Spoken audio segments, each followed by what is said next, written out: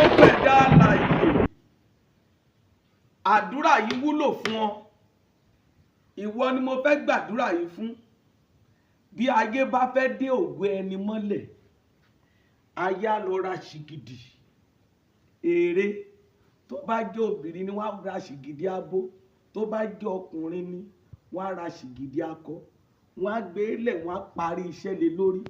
Wọ́n á wá mú odó, ìyẹ́ odó, wọ́n á wá fi dè mọ́lẹ̀. Wọ́n á wá sọ pé lágbájá ọmọ lágbájá àfẹ́ jẹ́ kó rógolò. Ṣùgbọ́n èmi fẹ́ fi súre àṣẹ fún ọ lónìí, fún gbogbo ọkàn tó lè rí àmì ṣe níwájú ilé àánú ni mo wà yìí. Gbogbo alágbára ayé tó dé odó mórí ògo rẹ, tó porúkọ rẹ lọ́sàn-án tàbí ní òru, tó lóòní rógolò tàbí tó lọ́mọ rẹ òní rógolò, lórúkọ Olúwa iná Olódùmarè ṣí odó yẹn. Amen.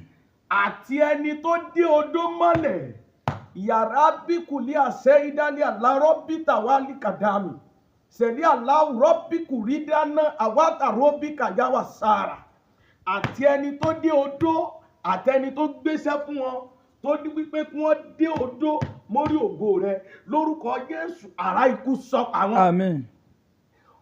Ẹ̀yin áńgẹ́lì tí kì í gbẹ̀bẹ̀, ẹ̀yin áńgẹ́lì tí kì í gbẹ̀bẹ̀, mo rán yín níṣẹ́.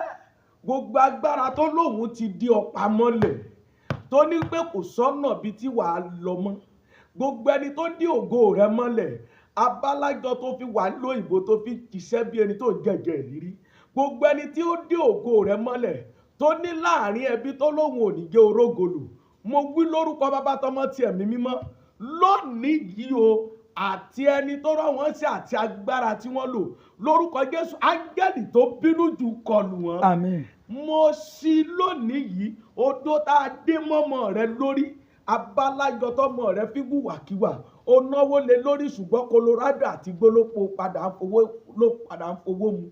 Abálájọ ó ra ọjà sínú ṣọ́ọ̀bù ṣùgbọ́n wọ́n ti gbagé lára rẹ̀, wọ́n ti fodó bò mọ́lẹ̀. Abálájọ tó fi rọ́jà rẹ̀ tà lónìí, mo ṣí odó yẹn kúrò. Àmín Jésù.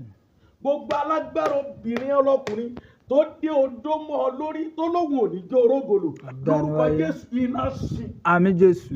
Iná ṣí. Àmín Jésù. Odó ta fi bògo ọmọ rẹ yẹn, tí ọmọ rẹ yẹn fi tiraka ṣùgbọ́n tí wọ́n jẹ́ kógo rẹ̀ bọ́ sí, lórúkọ Jésù ó já mo ṣí. Àmín Jésù. Látòní ìlọ ó yá gba ìtura. Àmín. Ọ̀rọ̀ jáde gbogbo ìwọ tó rí sí ẹ̀ pé ènìyàn 21, mo wí lórúkọ Jésù gba ìtúsílẹ̀. Àmín Jésù. Sìgìdì tí ayé porí rẹ sí, tí wọ́n fi ń ba ibùjókòó rẹ jẹ́, sìgìdì tí ayé porí rẹ sí, tí wọ́n ní ìwé ìgbélú yóò ní rí gbà, sìgìdì tí wọ́n porí rẹ sí, tí wọ́n ní pé àwọn máa ta ọlọ́pàá, tí wọ́n ní kó kúkú àìtọ́jọ́, sìgìdì tí ayé porí rẹ sí, tí wọ́n ní pé kọ̀nà tó fẹ́ gbé gbà láyé, sìgìdì tí ayé porí ọmọ rẹ sí, tó fi náwó lé lórí tí ò fi gbádùn, mo wí lórúkọ Jésù ó yá gba ìtúsílẹ̀. Àmín Jésù. Sìgìdì yẹn ó yá iná tú sílẹ̀. Àmín Jésù. Gba ìtúsílẹ̀. Àmín. Gba ìtúsílẹ̀. Àmín. Ogun ayé ò ní borí rẹ, Àmín. wà á lọ́jọ́ ta lọ. Àmín. Ẹni tó bá tún lóhùn máa gbógun dìde lẹ́yìn àdúrà yìí, tó lóhùn máa lo ṣìgìdì láti fi ba tiẹ̀ jẹ́, kó tó pín ọjọ́ méje ayọ̀ fíìsì àlàáfíà lára rẹ̀. Àmín Jésù. Tí a ṣẹ́gun. Àmín. Jésù Olúwa wa. Àmín. Àmín. Àmín lórúkọ Lórúkọ Jésù. Jésù.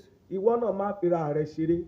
Join wa every Wednesday la máa ń ṣe Shiloh service, bẹ̀rẹ̀ láti dédé agogo 9 àárọ̀ títí di ọ̀sán. Ó máa ní agbára gan. Ibẹ̀ a máa fáwọn èèyàn ní àìnáìtì àánú ọ̀fẹ́ àti àwọn iṣẹ́ tó ní agbára téèyàn lè fi bọ́ lọ́wọ́ ogun. Ìwọ náà join wa. Ìwọ tó bá fẹ́ pè láti wá, nọ́mbà mi rè 07016014790. Lórúkọ Olúwa àdúrà ò ní ṣe tiẹ̀ tí o. Àmín. Mo gbàdúrà fún ẹ, ojú ò ní tì ọ́. Àmín. Má fọ̀rọ̀ ara rẹ ṣeré.